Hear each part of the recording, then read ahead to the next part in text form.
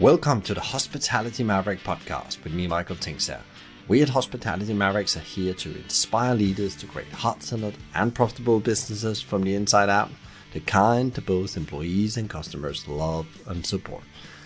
Thanks to BizSimply for sponsoring this episode as our show partner. And BizSimply is the all-in-one HR, workforce management, road and operations software designed and built by hospitality experts to make every shift run like clockwork. And we join forces to help the industry to find new ways to become even more innovative in how we lead our people, how we operate, to how we grow our businesses, to how we serve our customers. Together we want to share strategies and tools that can make the industry thrive long term, not just survive. I always think it's really healthy to feel a little bit insecure about your business. If ever me or Phil or Dor, anyone honest, sits back and sort of, puts their arms up and thinks, great, that's me now, I'm done, then we failed. You've got to always feel like you can do more to achieve more. That word honest is that it's almost like the kind of unicorn. We probably will never be able to live up to that across every single area of the business because it's a big business now, but we want to. This is Tom Barton, co-founder of the amazing UK burger chain Honest Burger, and they operate 45 restaurants here in the UK. And what I love about them is that they do one thing well, and that's burgers. And they do not only taste amazing, but they're also created with ingredients that are sourced with care and delivered by a group of people that are absolutely obsessive about giving you a very unique experience. And they have won a number of awards, such as Best Overall Restaurant Operator in 2016 and many others. And in this conversation, Tom and I talk about how Honest have achieved sustained competitive advantage through their unique culture. And Tom shares how they over the years has developed a culture that delivers something that is valuable, rare, and hard to imitate, and both employees and customers are in deeply love with. He also shares some of the changes they've done over the last 18 months to build an even stronger culture to help them navigate and adapt to the new paradigm of hospitality. We also talk about their approach to sourcing their ingredients, and Tom talks about how they always are trying to learn and find better ways when it comes to sourcing products that's good for you, the community, and the planet. Honest is, in my view, a rare proof of they can actually scale a hospitality business without losing the soul and the key principle of what made it special. Before you tune in, please sign up for a weekly newsletter packed with more Maverick insights, strategies, and tools. Find the link in the show notes or visit hospitalitymavericks.com. But now, stop whatever you're doing and grab pen and notebook. There are some killer learnings in here on how you build a culture that gives you a sustained competitive edge. I'm very excited about today's conversation because it's actually one of my first face-to-face since we came out of, or are we out of the pandemic? I actually don't know. Maybe we're going to touch about that today. I was almost taking a statement I didn't know here. But I'm also excited because we're going to talk about some of the things I really believe in. How do you actually build a great organization that both employees and customers love? And we also going to talk about how do you actually use an organization and its culture and its way of thinking to actually become your competitive advantage.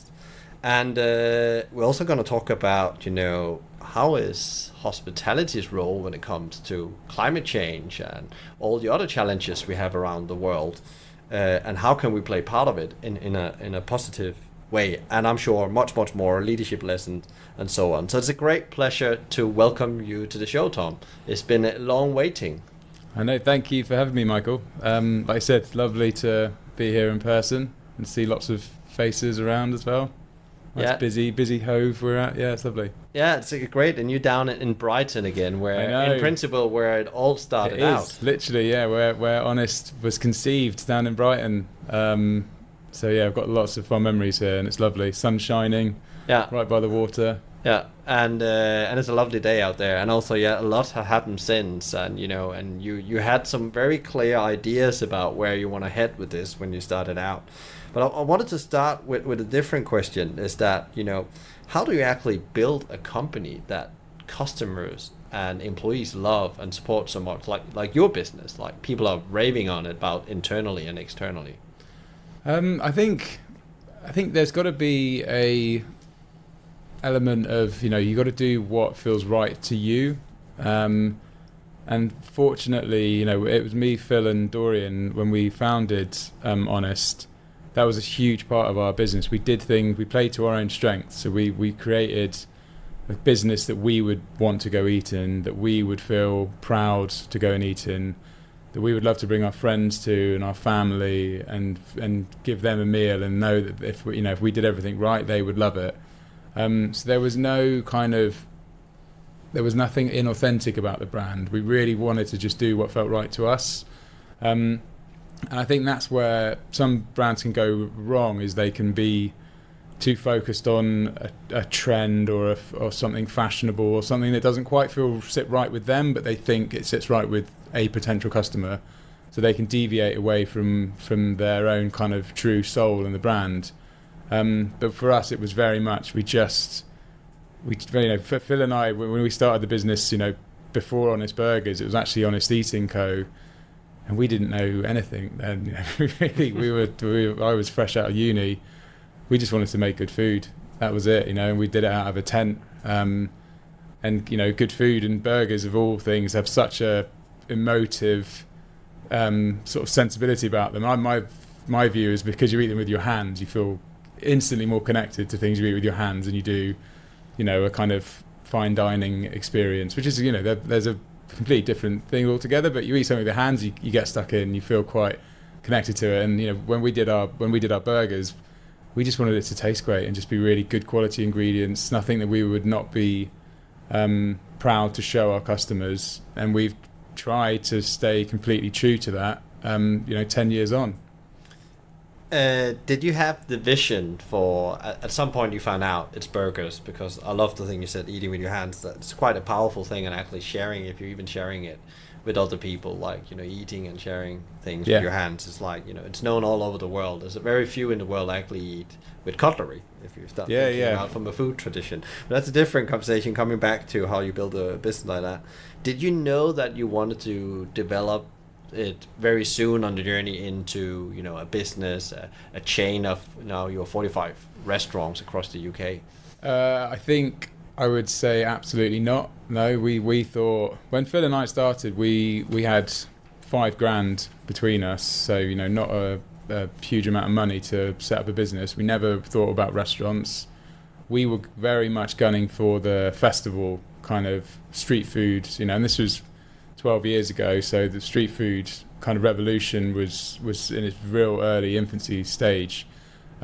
So we just thought, because we had very little money, that we could try and tackle the festival market. So we spent all our money on equipment and a bit of branding. My wife helped us with some branding, and we were called the Honest Eating Co. But we very quickly realised we didn't even have enough money to get into the festival circuit, because we spent all our money on the equipment, and then you got to spend thousands of pounds on pitch fees, thousands of pounds on stock, on logistics, all those things that we had no understanding of. So we did some birthdays, some festivals. We did Brighton Food Festival. We actually did really well there. It was one of the few events we made a little bit of money from. But no, restaurants were not on the cards at all. It was a very long-winded tangent where we came across a guy called Dorian who had done a bit of work in Brighton actually with Bills, and worked a lot for Strada at that kind of bigger chain restaurant level. And he just heard about what we were doing. We went for a beer with him. We all got on really well. We all kind of shared similar values, and we thought we could give it a go in the restaurant business. But again, we had no cash, so we thought, initially me and Phil thought Dor was going to bankroll us a restaurant because he had quite a successful career. But he's a shrewd Welshman, is Dorian. He's far too clever for that. So when he came on board, he said, I'll match whatever you guys can match for this new company, which was, the square root of nothing, basically. So Dor came on board, and that's when we started this whole restaurant journey, which would have been a far more standard experience. We would have gone out, we would have tried to raise some money from a VC or anyone that would be interested at that stage, and open a proper restaurant in a proper high street location. So we'd probably have needed 250 grand or something like that, giving away a massive chunk of the business, and that's how most businesses would have began back then. Instead, we managed to get Brixton, which is smaller than this room we're in today. It's 25 square meters. We opened that for 7.5 grand and made our business from it. We owe so much to that tiny little room where we really mastered our trade there and our craft, and that was a huge moment for us, and we learned so much from that tiny little space. And that real kind of humble beginnings has just stayed true in how we grow the business now, our strategy of how we grow it. I always say I would love our customers to have a burger in Brixton. I'd love every single one of our customers, present and future, to eat one in Brixton, because it just means a lot more. There's a lot of soul and heart in that restaurant. And that's super interesting. What is the you mentioned, it seems like there is some business principles that has followed you. If there was not like a vision about being a big restaurant chain, but there's definitely some business principles that follow you, and I guess they inform the way you behave and act as a business, both internally and externally, and that's what people love, I guess. Could you give a couple of examples of some of the most powerful or most important principles you run the business on still today? I should be able to give you some really technical ones, because I did a business degree at Brighton, but I kind of erased most of that while I was studying. But I think the business principles for us, the best one we've got is that word above our door, literally having honest above the door. And I was literally on the train down here, I'm trying to articulate what that means to us as a business, and it's so powerful to have something to keep you in check all the time. I think like Innocent are quite a good example of that, and to have that you would never expect Innocent to not behave any other way, and it's the same with us with that word. We in all honesty, we haven't worked out how we fully live up to it, and we may never will, because it's such a powerful word. But that challenge and that kind of mission is what's going to keep Honest on the right path. And we have quite a blunt phrase in our exec team, which is very simple. It's just don't be a dick.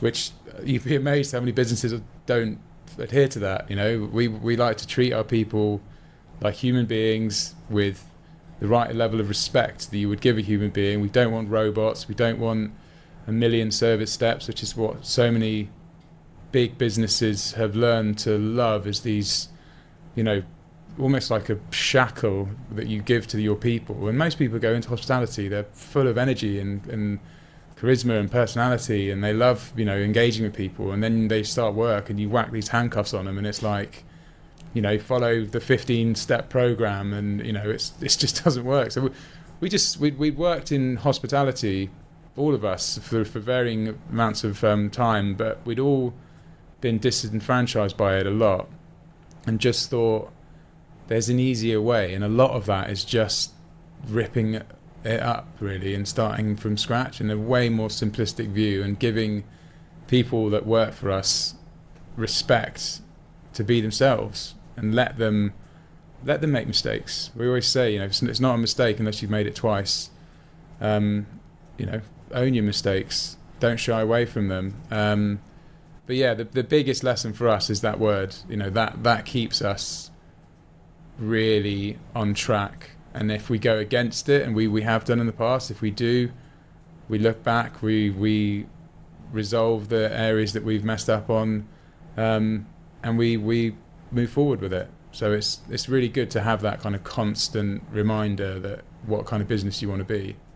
Yeah, and it said, I was thinking as we're preparing for this as well, like the brand name is so powerful that you can almost ask the question, is this honest? Yeah, like 100%. What you're doing now in that moment of time, and you will probably always have a difficulties to live 100% up to it, because it's like saying, I want to be great. Yeah. Well, you're never done. It's a process. But that's the best thing. And sorry to like that. I always think like it's really healthy to feel a little bit insecure about your business. I think if ever me or Phil or Dor, anyone honest, sits back and sort of puts their arms up and thinks, great, that's me now, I'm done, then we failed. Like, you've got to always feel like you can do more to achieve more. And that's, that word honest is that it's almost like the kind of unicorn. We probably will never be able to live up to that across every single area of the business, because it's a big business now, but we want to. And as long as we're trying, and this is what the next few years are for me. We've been around for 10 years now, which shows in the grey hairs on my head. But it's like I kind of see us now as we're in our 30s now. But both, like, physically I am in my 30s now, but we're more mature as a business, and the last 10 years we were in our kind of 20s, we were trying to be our best, but we were still flawed, and we still weren't being as effective as we could be. Now I feel like we've got the time, we've got the resource, we've got the energy to really hone in on what it means to be honest, and how we make sure that word is across every single area of our business. Yeah, and I guess as you scale, that's because you have the same challenges that any chain, because I can remember in the beginning, and I had that in my notes as well, this, what's it called, your Antichain vision in a way. So it doesn't mean you don't want to grow your business, but you will be, you mentioned before, like putting the handcuffs up, put the big manuals down and actually stop people from growing. I think that's what you mean with Antichain. Well, yeah, I mean, if I was going to ask you a question, why do you think businesses don't want to be called a chain? It's because in principle they are a chain, handcuffs. Yeah. We use that analogy and go back to that. There's no one to say. I think it's because they don't want to live up to what it really is. Yeah, and that's the well-trodden path of our hospitality industry. Is most chain restaurants, they're either gunning for a 3 out of 5 or you just get a 3 out of 5 experience. That's just the way it goes. And Phil has a really powerful speech on this that he gives to our guys. He's probably doing it right now, actually. He's doing an old school hospitality course with a load of our managers. But they're basically chain restaurants, in our opinion, and not all of them obviously, but a lot of them restrict themselves by gunning for 3 out of 5 experiences, and they will be consistently 3 out of 5 every single time you go there, no matter what time of day, what day of the week, you'll get that experience. But then they're kind of clipping their own wings. They're not allowing themselves to ever get a 5 out of 5 or a 10 out of 10, or even better than that, because they're so terrified of getting one bad customer that they just put these big rules in, put these big service steps in. They restrict what their teams are allowed to say. I mean, one of the worst ones I heard, and I won't name who it was, but that someone got a disciplinary because they called a customer guy, or they were like, hi mate, or like, hey guys, how's it going? And that customer complained, and head office acted on it, and they decided to issue a list of words that you're not allowed to say to customers. And that word, they weren't like shit or fuck or anything like that. It was like guys, mate.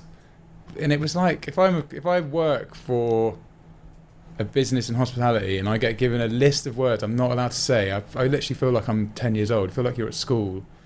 And the cultural impact that you see in a business like that, I think it's damning. It's just you're clipping the wings of these people who work for you. You're treating them like children. But you won't get that customer who complained that someone called them mate, and as head office that might be great, box ticked. We've won that, but it's just these like over policed kind of environment, and we just let our guys be themselves. Like, we really do. We if we get an issue, we get a problem, we get a complaint, we deal with it. It happens. Everyone gets things that go wrong, right? It doesn't matter who you are, how big or small you are, you'll get issues. But we're gunning for 5 out of 5. That is what we want your experience to be. And we're prepared to take 1 out of 5s. Phil would say he'd much rather a 1 out of 5 than a 3 out of 5. We don't want people to come into Honest and feel like, yeah, it's okay. We want them to love it, to really feel like they've had a connection with the person serving them, and they've loved our food, and they've enjoyed learning a little bit about our brand. And that's what I think you struggle to get in chain restaurants. And that's why I think people see that C word as an insult. And that's why we kind of try and behave like the Antichain. And all of the local stuff we do as well, which is something you don't expect a big restaurant with, you know, a big company, 45 restaurants. We've got 45 local burgers on our menus, which work with more than 45 local suppliers. And these can be, you know, a tiny little start-out business in Chiswick that might make barbecue sauce from a kitchen at home, or it might be a, you know, bigger dairy in Bristol and Westcombe Dairy who've got, you know, a big dairy, but they're still really fiercely independent and incredible masters of their craft. And yeah, it's an absolute headache for our supply chain, for our accounts team, for all the people they have to deal with, for our allergens, for our food safety. But it gives our managers, I keep calling managers, sorry, we call them restaurateurs, gives our restaurateurs power and control over their own restaurant. And that's why we call them restaurateurs, because we want them to feel like it's their restaurant, because it is. They get to call the shots. They get to decide their local beer. They get to go out and choose it. They get to choose their local burger and go out and find the businesses that they think would work for their restaurant. It's stuff like that we think is really important, and, you know, by all accounts, so do our restaurant managers, our restaurateurs. They seem to really like the fact that we give them the freedom to just go wild, really, and we get some great burgers out of it as well.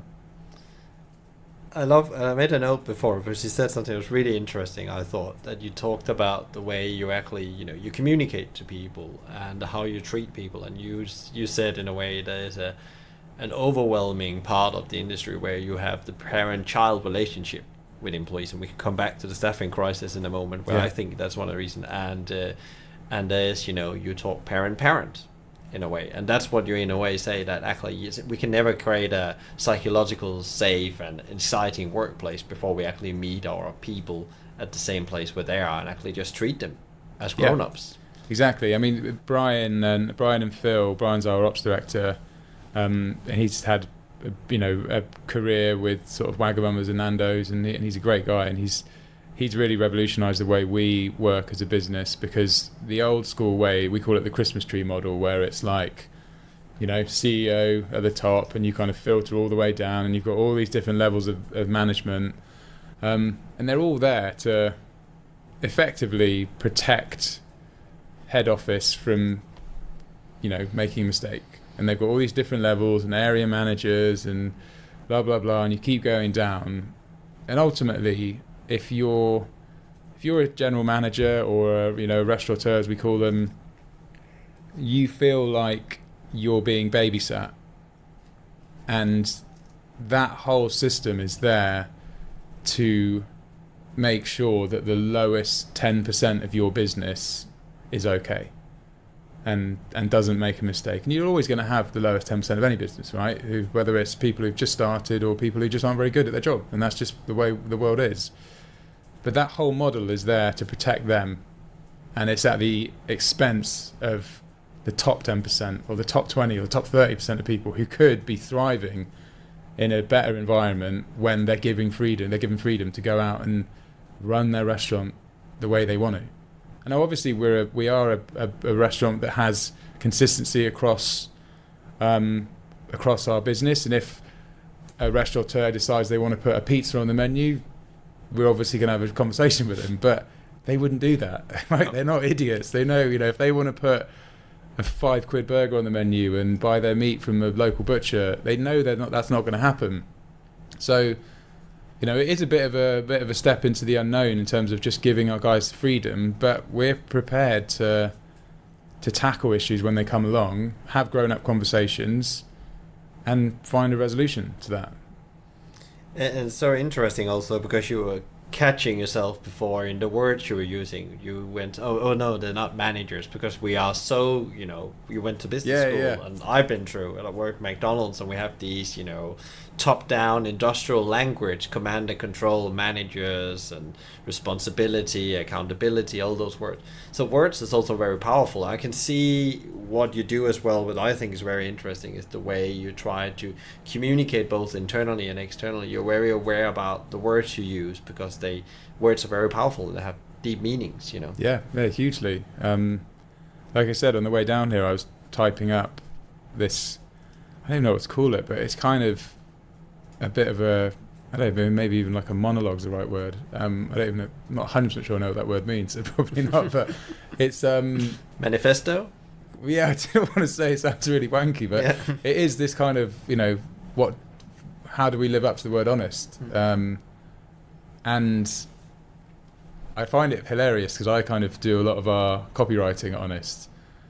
And I find it hilarious that I'm in an industry where I'm kind of writing stuff, because I never thought that, and I don't think my English teacher at school would have believed that either. But yeah, there's definitely there's a tone to get right, and that's how you talk to people. And I definitely don't get that right a lot of the time. I can be quite blunt, and that can be quite difficult for sure. But there's definitely how you communicate, what kind of brand you have internally and externally, and we've seen the benefits of having a really powerful brand externally, which my lovely wife can take a lot of credit for, because it's so easy to engage with, whether that's the name, the colour, the flow diagram on the menu, the simplicity of it speaks so confidently, and it's so incredibly important, and that's what we're trying to find, that internal brand now with our people, which is what we're kind of focusing on for the next few years. Is how do we really live up to this Antichain philosophy? We call it Honest 2.0. Burning down the Christmas tree model and trying to reinventing our own way of doing things. And it's we're in the early phases of that. We decided this year would be the right year to do it, which why the hell not? We've got lots. Everything else seems to be going. People are wanting more. We need this industry, like we kind of alluded to earlier, before the podcast. The industry needs a wake-up call. Otherwise, it's just, I don't know what's going to be left of it. So we're trying to help with that. Staying a bit of this track around, how you build an organization, where you called it burning down the Christmas tree. I called it freedom to operate, and you give them, empower them locally. How do you do that? Because I can almost see when people listen to this think, yeah, that's all great, but how do you actually practically start doing, initiatives to do that? Because I guess you experimented to find out what works for you. Yeah, I mean, I'm not taking any credit for this. This is a lot of work for Phil and Brian, have been the real kind of leaders of this in our company. But I think a lot of it came from Brian's own experience working in that model, where he was a very capable manager, yet he was treated the same as the bottom 10%. Yet he could have been so much more in that business had he been given the freedom. And the way we've tried to do it, and it has been, we've had lots of conversations. In the first lockdowns, it gave us all a chance as an exec team to basically spend a lot of time on Zoom, and work out what, we had some really emotional conversations, and people's emotions were running high and low during that time anyway. So we went really deep into what we want Honest to stand for, and it was almost like a kind of ground zero moment for all businesses, where you kind of started again, and we decided that we think it's better for us as a business if we give our guys more responsibility. Simple as that, really. But we need to give them the resource to be great. We're not just like getting rid of area managers and saying, go for it, guys, fill your boots, do what you want. We have to now give them a framework of resource so they can make the right decisions. And it's very much like down to them. We're not going to force it on them. They need to come to us. I sort of head up our food dev team. We used to go, and Adam, who's our head of collaborations, what he doesn't know about food isn't worth knowing. He used to go to sites and say, right, there's this great restaurant down the road. They've got this great dish. We think we could partner with you. I'm going to introduce you via email, blah, blah, blah. Now we don't do that. Now it's up to the restaurateur. They go out and they find the businesses they want to do, and we will help them once they've made that step. But it's the hand holding and the babysitting is gone now. Now, you want to be a leader in our business, you need to act like one, and you need to be mature and grown up, and we'll treat you like that. And it's been it's not been easy, for sure. It's been difficult. There's been lots of hiccups along the way, and we knew that was coming because it's a completely new mindset. But we do believe it's the right way to empower the right people. And that's the crazy thing, that you go back the last 10, 20 years, these, general managers, as they would always be called, they're not treated like general managers, and they should be, because they are the ones that are ticking over the business and making the exec team and the shareholders millions of pounds. When you see these huge, great, 100 to 300 million pound sales, that is on the general manager's work that they do day in, day out, and they're not treated like that, and they don't get rewarded, I don't think, in the right way. So we're trying to give our guys ownership of their business so they can treat it like their own business and have that kind of pride when they come into work every day. But yeah, it's not easy, for sure. It's interesting. We're very humble about it. Like, it's also like any change you need to go. It's not easy, but you need to start pushing the boat over the first two. You got to start somewhere, haven't you? Yeah, and then you hit out on sea at some point, and it becomes easier as people picks it up as well. Because also these people, as you call them, the general managers, has been used to be in the Christmas tree organization where the things are thrown down at them in the bottom. That was my first comment when we started talking about this. I was like, "Are we sure that?" When we called them general managers back then, are we sure this is what they want? Because it is a tried and tested career development, right? You maybe start at an assistant manager, then you go to a general manager, and then you go to an area manager, and then, you don't work in restaurants anymore, and you sit in head office, and that's kind of like most people how they progress. And if you're lucky, then you might get to a director role, or you go into the exec, and blah, blah, blah. And I was worried initially, is that what people want? Do they want to lose that? And that's what we're kind of wrestling with at the moment, is how can we give career development to people in the right way? Because we want to reward people, but they don't have to just follow that boring path. It doesn't, we've got some people who are unbelievable at working a room. They are absolute masters at it. But in most businesses, that is their ceiling. They'll never earn more money. They'll never get more responsibility. They will be a shift runner, or maybe an assistant manager. They might be a crap assistant manager, because actually all they're really, really great at is just managing a room, being that kind of conductor and befriending people within 2 minutes of knowing them. And, but that's a skill. So we're looking at ways of how we can reward that without imposing and forcing a managerial role. Because some people just aren't very good managers, right? Some people just want to be... And they don't want to be. Yeah. But you're not going to say no to the pay raise. Exactly. You get pushed into it, and then a year down the line, you're like, oh, I hate this. I'm going to leave now. Yeah. And, we've lost that person who was brilliant at what they do.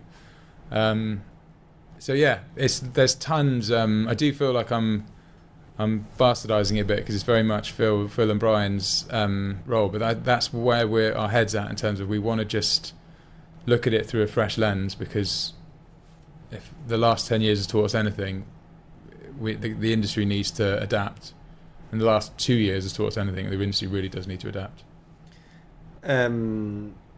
It's interesting also that you're almost focusing on making them, you call them restaurateur. That's what my mom called herself when she ran her business. And she was an entrepreneur in principle. Yeah. But then it's interesting, giving them entrepreneurial skills so they can go on. And actually, that's very interesting. The reason why I want to go over there is that you create an incubator internally in the business, Honest X. Yeah. Can you tell a little bit about that and what that does for you as an organization? Yeah, again, it's that's definitely Phil's baby, and it's been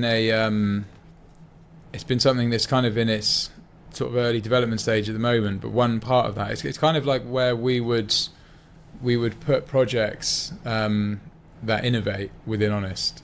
And maybe one day outside of Honest, because we've got some great innovators in our business, and we like to think we're quite an innovative business in general, the way we've done things over the past. And one of the areas that sits under at the moment is this street food incubator,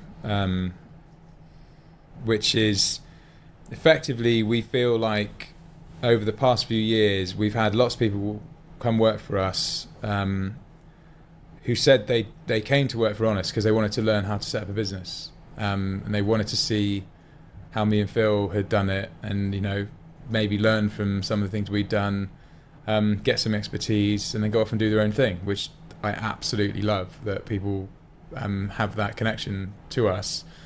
And then we started thinking, as a business, we've got lots of expertise much wider than my own, in our finance team, in our ops team, our people team. We've got all these skills that we could help businesses become a better business, and we could incubate them from the ground up, basically.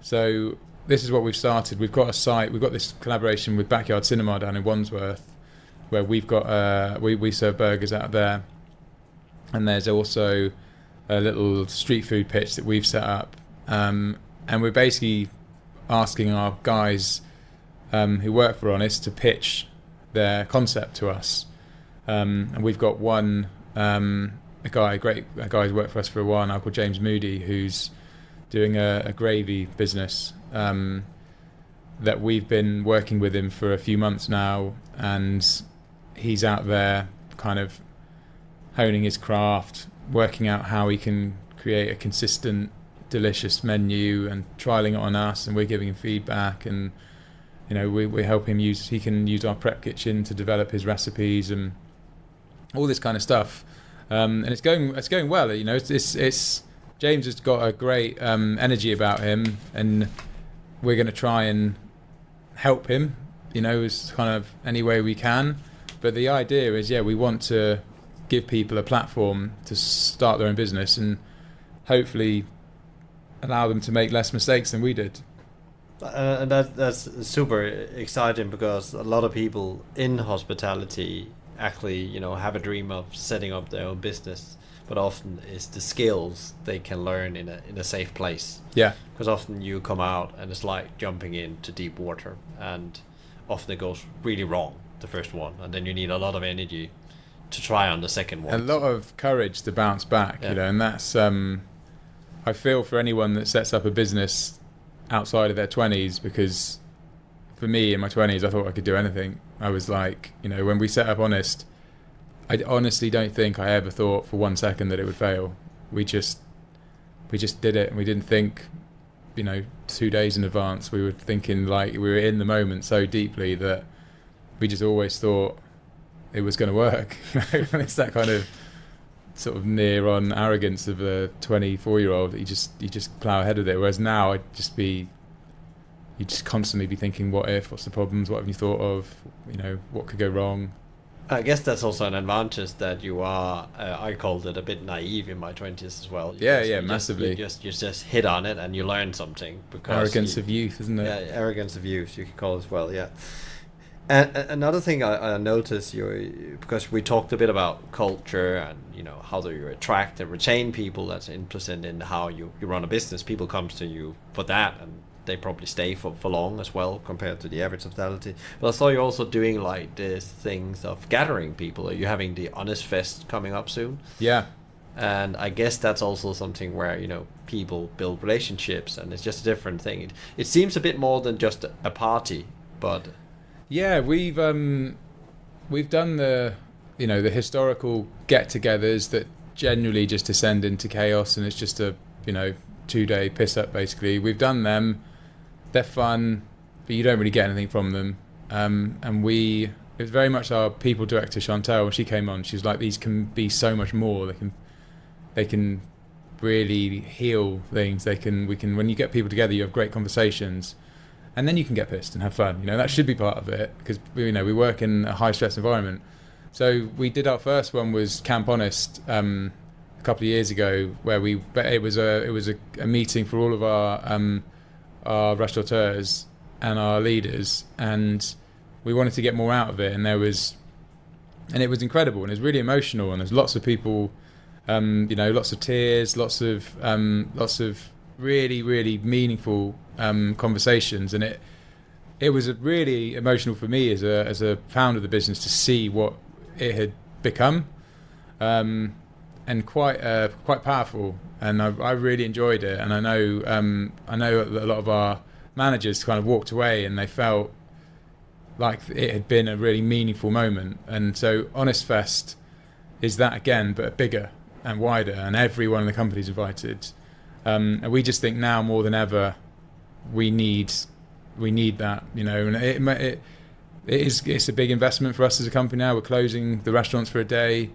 Apologies to any customers because of that, but our people need a break. They've worked so goddamn hard the last couple of years in some of the most obscenely stressful conditions, that we want to get them together and we want to give them a good time, and give them some great food, give them some great music. And I know the good times that will be felt after that will be weeks and months from now. And it's fancy dress, and I love fancy dress. So, what are you going to dress out as that a secret? I have a pretty fetching pair of green corduroy flares that I'm going to be donning. It's kind of, we're going with the Summer of Love theme. So I've got a wig that I wish was my own hair, and a lovely 70s shirt, which is going to be ruined because we've got a dunk tank, which I'm going to almost certainly get dunked in with my outfit, but hey ho.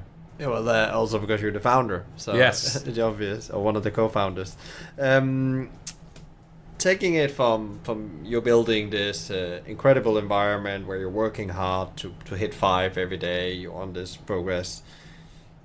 The industry has just gone through probably a tipping point in many ways. The pandemic, coupled with Brexit, have really changed some things, and staff is difficult to get. It's one of the biggest challenges probably for decades, and it's always been hard, but now it's harder than ever. What are you doing? Are you changing anything within how you manage that, and how you are doing your practices around recruitment, retention? Yes, the guys are. I know that for sure. I know our people team are working tirelessly to try and show the world that Honest is a different place to work, and there's significant career development, but a different form of career development. Generally, for me, I think people want to work somewhere where they like what they sell. It sounds simple, but you do. You just, we having a menu which has things that people want to eat on it is a big thing. And from a chefing perspective, and chefing's always been really difficult to recruit for. Now, with Brexit, with lots of people deciding to move back to Europe, see their families, COVID has meant even more people have gone back, so they may have not seen their families for 2 years. So it's like, I need to spend some proper time with my family now. It's really difficult.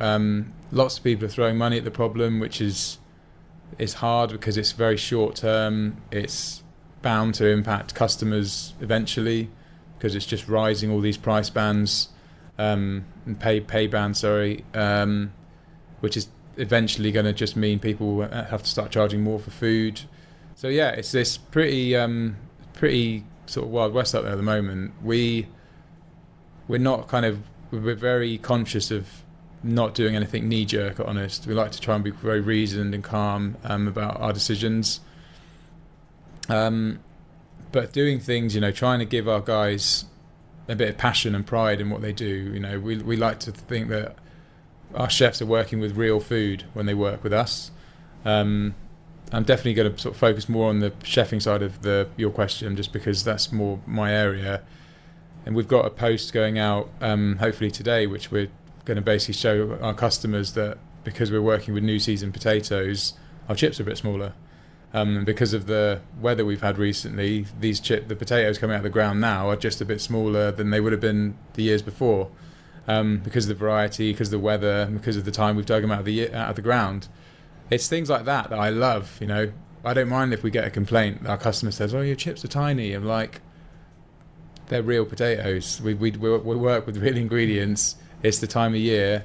We want to be more honest about that and about the supply chain. And I think our chefs really like that. They like that they see the effort and energy we go to make our food.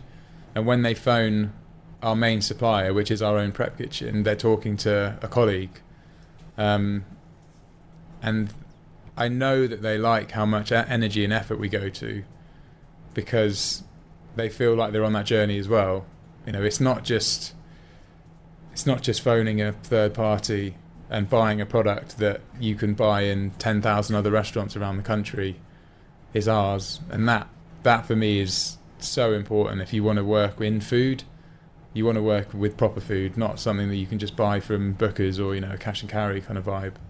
But yeah, outside of that, there's a lot of challenges on recruitment for sure. I think things like Honest Fest, we had a great gathering last week with our head chefs where we put on a massive dinner for them. We launched a program called the Green Jackets, which is kind of for the kind of to aspire to, for the best of the best in our chefs, and you get these really cool jackets we made with a company called Phil Gray. But it's giving our back of house and front of house more of an identity, and rewarding them. And Phil, he'll laugh if he hears this, because a friend of his, literally we're talking about it as I was a little bit late for this podcast, so I was chatting to Phil about it, the value of giving someone something that doesn't have a financial value. And I'm going to completely steal this from Jerome, who's a friend of Phil's, this analogy, which I just thought was genius. If me and you were like old buddies and old mates, and I met you in the pub and I gave you £1 and said, I just want to give you that to say thank you for being such a good friend. You know, it's been really great these past few years. It would obviously not mean very much. It'd be quite weird to put a value on something. Whereas if I just sent you a text completely out of the blue and said, just wanted to say thanks for being such a great friend these past few years, it would mean so much more. So rewarding our guys, you know, we've gone through this where we used to give people a bottle of champagne on their first year, and then a bigger bottle of champagne on their second year, and then an even bigger bottle of champagne. And it was all just a bit transactional. So we're trying to work out ways how we can get under the skin more and give people something that means something to them, which we're kind of just scratching the surface of.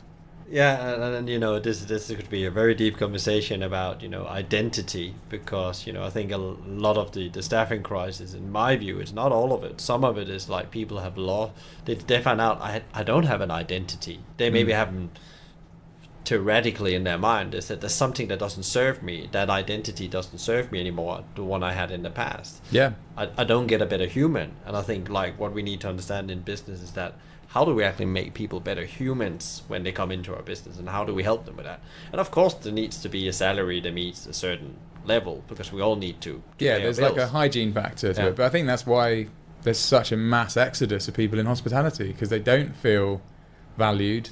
They don't feel like the career is what they thought it was going to be, and they're leaving, and it's a real shame, because, you know, I mean I never thought I'd be in hospitality when I was a kid, but I just think it's the best industry ever. It's such it's full of so much diversity, and, you know, no day is ever the same.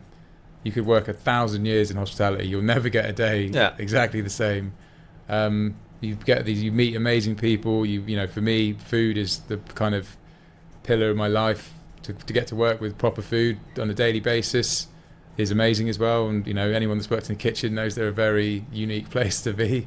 But they're the best. I love it, and it's a real shame. You see, you know, so much negativity around where the industry's gotten itself today. But there are loads of outliers, and there are amazing businesses doing amazing things as well. We just hope to be one of them as well. You touched about food. Let's get to that, because that's also a very big passion of myself. Like, you know, proper food, you know, honest food. Let's use that word. What's happening? You know, what is hospitality's role when you know come to climate change, other challenges, the whole food supply chain that's massive. challenges within that, if it's even shortages of food, also food that has been contaminated, as I say, with factory produced elements and things we don't even know what is, we will never have in our own kitchen. But what is the role of hospitality in all that? Because we're serving a lot of food, so we have a lot of impact, I guess, if we do the right thing.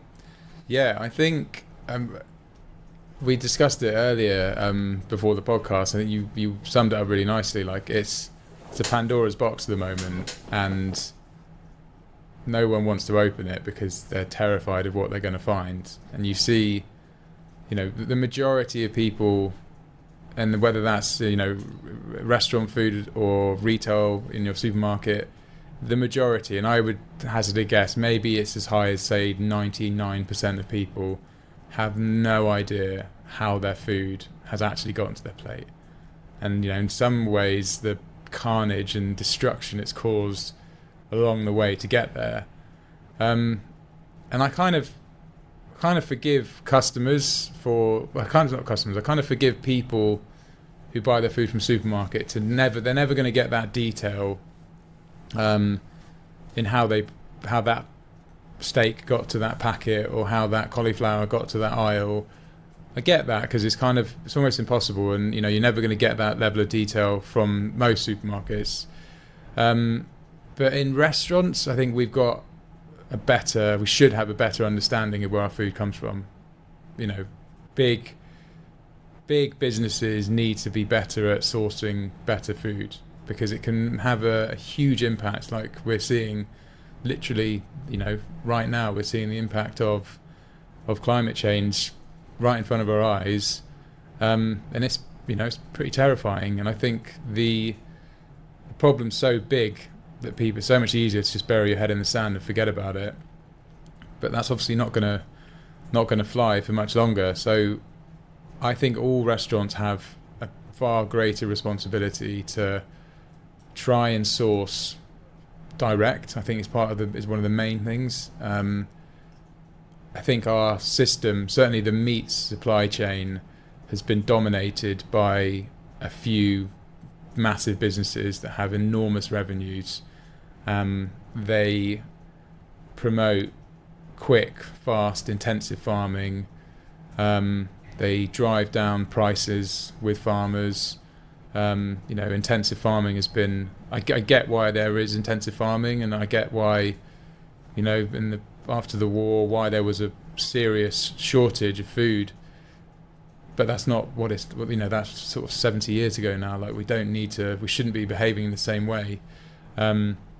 We've got to start working with nature, not trying to replace nature with an industry which makes a lot of people very wealthy, but ultimately destroys soil health and biodiversity. So for Honest as a business, and for me, who I love food, and I've been I eat far too much of it. It's the thing that I look forward to. I'm already thinking, what am I going to eat in Brighton today? We've got a responsibility, and we haven't even scratched the surface. You talk about that word honest, living up to it. We haven't even scratched the surface on how that plays into our supply chain. And that's what the next few years is going to be for me, is how do we make our supply chain honest? And we're good. We're better than most. We don't have any skeletons. I'd gladly show a customer around our full supply chain, but I know we can be a lot better. So that's where my focus is, over the next few years. Yeah, and I guess so that as you do that, you also open the Pandora's box, as we talked about. Yeah.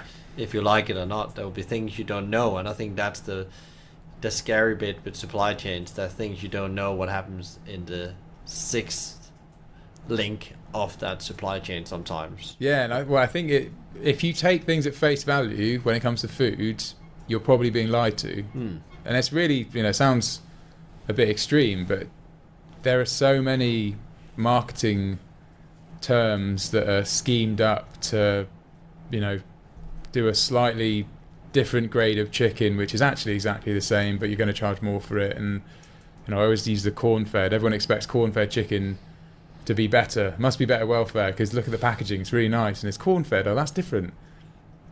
It's nonsense at the end of the day. And I think we've had it as a business where I thought our beef supply chain was good, and it is good, but I thought it was better than good. I thought we were buying grass-fed beef, and we were buying native breeds, and we are, and those things have a certain meaning to them, but they're not enforced or they're not enforced enough. And the grass-fed messaging, when you actually start unpicking it, it really doesn't mean very much, and that terrified me. As soon as I found that out, I was like, this is crazy.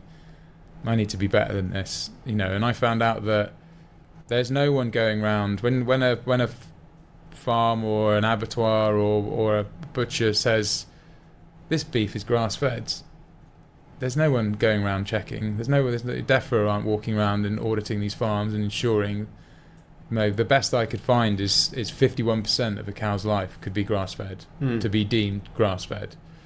Which I was like, okay, that's not grass-fed then, is it? If it's half the cow's life, what about the rest of it? Is it soy? Is it soy grown in the rainforest? Is it soy grown unsustainably?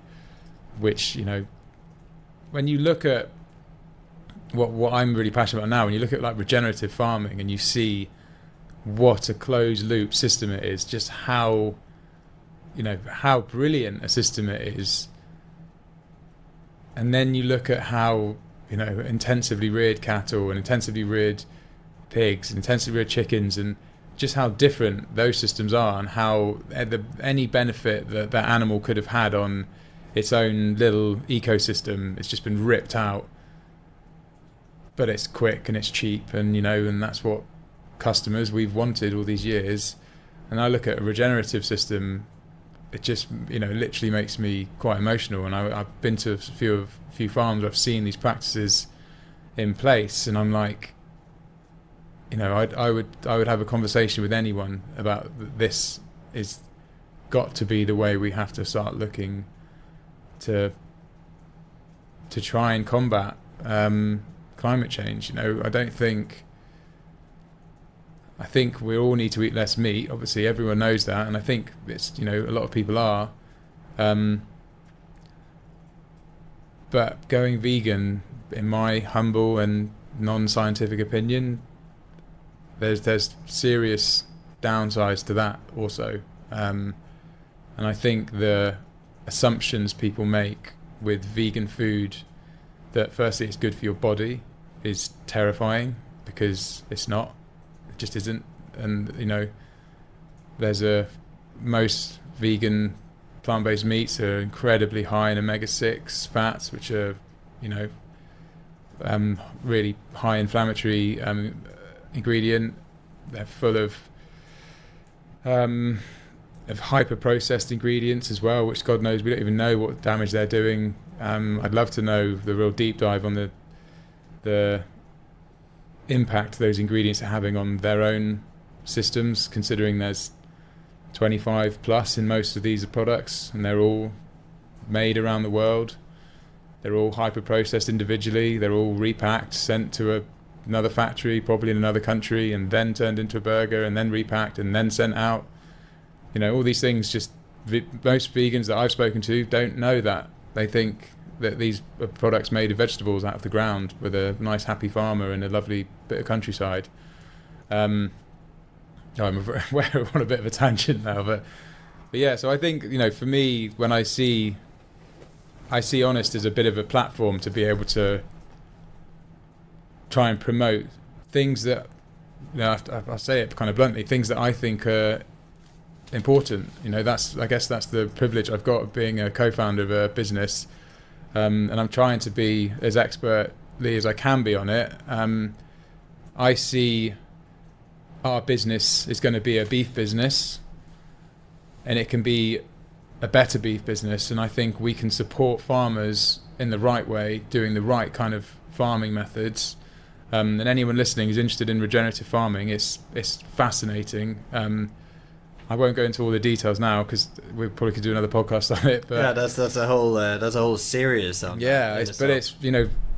podcasts out there. There's Netflix documentaries. It's basically farmers working with nature, not trying to replace nature. Is the way that I would try and very succinctly tie it up. But animal welfare is at the peak of it, and quality, and farmer mental health is something that doesn't get swept under the carpet. I think the Jeremy Clarkson farm program was brilliant. Just put a bit of a spotlight on farmers who've been villainized for so many years, when they're the people that feed us. They should be heroes. And obviously there are some that shouldn't be heroes, but the ones out there that are doing it right and trying to look after their land for their kids or their grandkids or other generations, they're heroes, man. They need to be rewarded for that. And I hope our government's going to do that now with Brexit. But yeah, apologies. I can't remember what the first question was now. Because actually we talked about that pre as well, because I actually think this is such an interesting conversation, because we can do so much, as you say, by choosing our supply chain and challenging it. We will find things that maybe not okay. How do we change that? And then I like you said as well, it's also the way we actually educate people about food, because I think there is an education, because as you said, because I've done a bit of work in another project I'm working on, where we were standing observing what happens in supermarket when you buy over processed meat substitutes, and people just look at the front page. Yeah, I always look at the back page on anything I buy, but also because I'm maybe a food freak like yourself. But they just pick it down. It looks like countryside. As seconds, you say. Right? Look at it for seconds. And it's under 5 seconds, that decision rate. And if people just start asking that question, is this actually good for me? Will I have these ingredients at home? I think also if we can learn people that, we learned a lot. Well, I think that's one thing that we do have as a restaurant business, because I think in terms of the impact from a customer, if you want to reduce your carbon footprint as a customer, it's the food you eat day in, day out, which for most people isn't restaurant food. It's your lunches, it's your breakfasts, it's your the midweek dinners you'll have, which is mostly from supermarkets. And their impact is there's some big claims being made at the moment in terms of goals and how they set them, which is good, but I don't think supermarkets are doing enough. But for restaurants, I feel like we can definitely give you a real deep dive into the education of where that food comes from. That's got to be our goal, and that's for the regenerative beef that we are going to be trialing in the next few days in a few sites. For me, hopefully once that trial's over and we've stress tested the supply chain and we've got a great network of farmers, and just to be on this one, we've literally had to create the network. There is no network out there. The farmers we're bringing on board, we're educating them into a new supply chain and into a new system. And I say we, this is a group of farmers that I've met who are absolute experts in it, and they're practicing regenerative methods. They're now going out onboarding farmers and making them, educating them to change their system from the ground up. Some of these guys are just, they might just overnight have something have happened where they're like, I want to be better. And we're now giving them the confidence to do that, because we're going to be buying whole carcasses off them. So they don't have to worry about what's going to happen with, the premium cuts or the forecourt, the high, whatever it is. We're going to buy whole carcasses off them. We're using an abattoir for a service, which is how you used to use abattoirs before they got so powerful. And we're giving these guys a fair price, so they don't need to rely entirely on subsidies, which I think I read something a while ago that the EU total budget, 40% of it made up farming subsidies, which is just mad. Like, the industry doesn't work on its own. And I don't know enough about that to know whether that's the only future for it, but I'd like to think with the right education, and sadly we're going to probably get to a point where customers will only start really listening to the issues when they see them affect their own lives, like freak weather that we're all seeing. And now, for Honest, like I keep saying that word above the door, how do we live up to our name? How do we be sustainable? Well, in my mind, we can't even mention the word sustainable until we've tackled our beef problem. And until we've done something about that, that's the golden goose. So that's what we're doing. And for me, I think the way that we succeed at this is by educating people. And if we get people starting to learn more about regenerative farming, learn about the benefits of that, and they stop buying meat 5 times a week in Sainsbury's, and they go to an independent butcher that's sourcing regenerative beef or regenerative meat in general, then that's quite powerful. That kind of gets my juices going. There's no doubt about there's real passion about doing a change, and I love the single focused as well, do one thing well here, and actually figure that also because beef is so relevant compared to your product. I want to ask you 2 more questions before we wrap up. This is a bit different. We're going away from the supply chain and the food, and maybe there's a lesson within that. But leaders, we all gone through extremely. Every person on earth has gone through this last couple of years with some crazy change. What has been the one life or leadership lesson you've taken out of this and actually taking on with you? It's an old one, but I think it's the best one. It would be lead by example. Mm-hmm. I think, I've heard stories, and most people who've worked in hospitality have worked for someone that they would have zero respect for.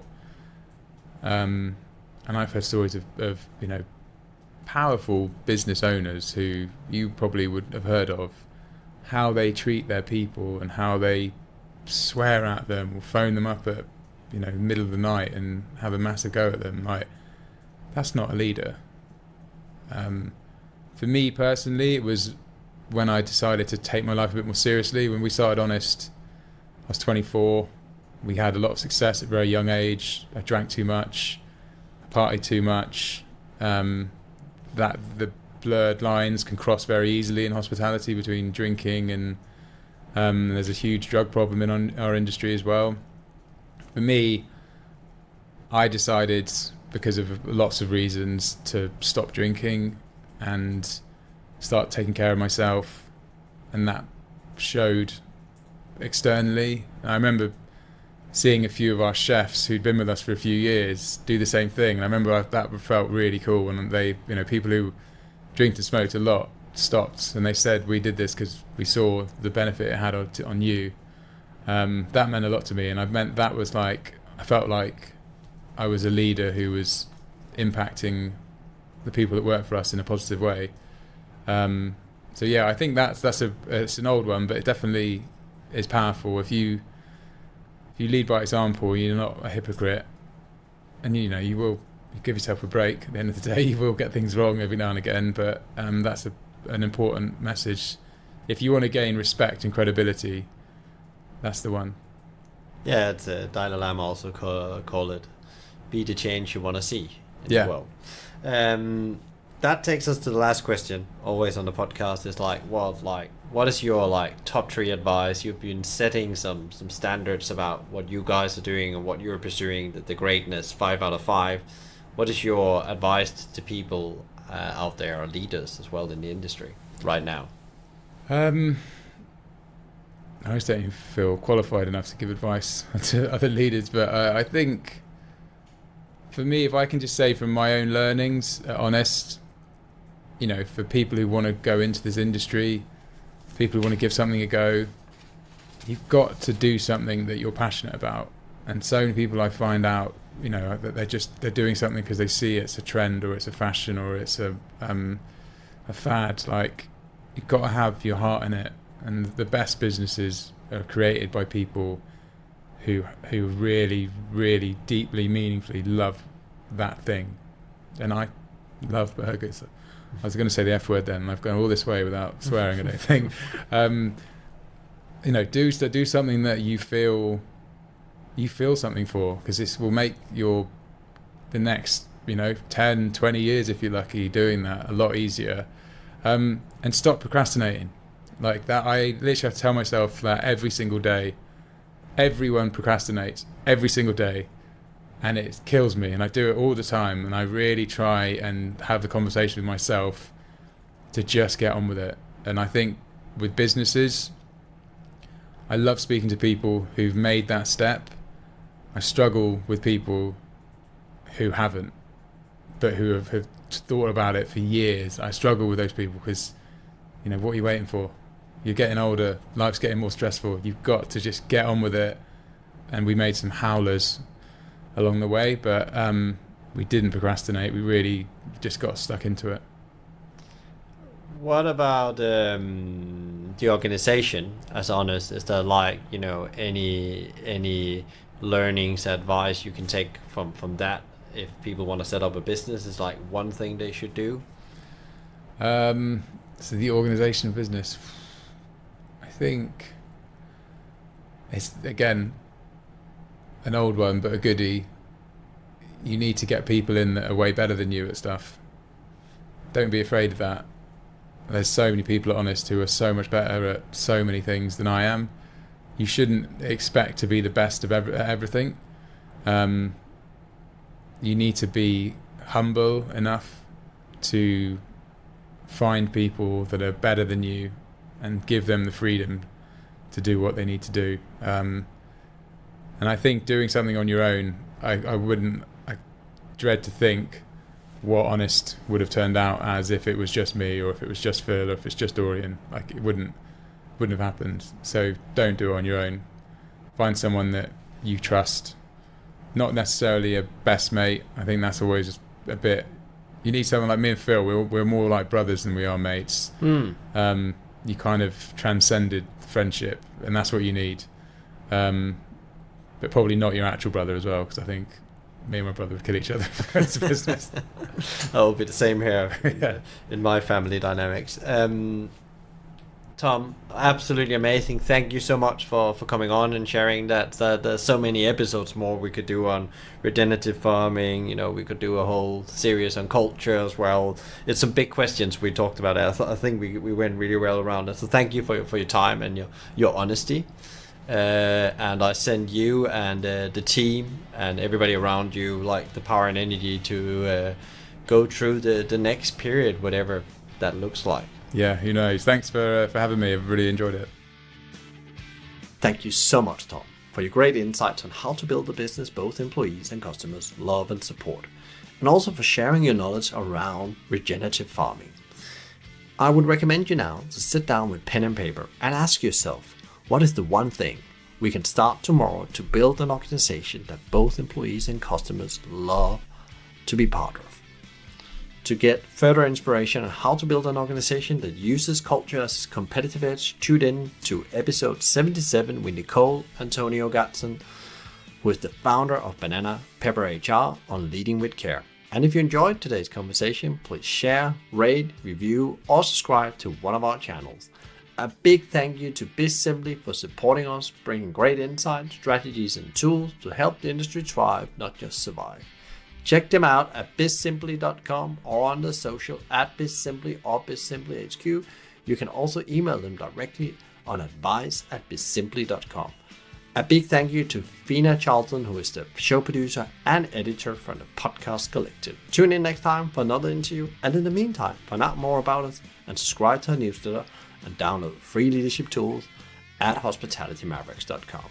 And don't worry, if you didn't get all of this, there will be links in the show notes. I'm Michael Tingsager, and you've been listening to the Hospitality Maverick podcast show. Be Maverick.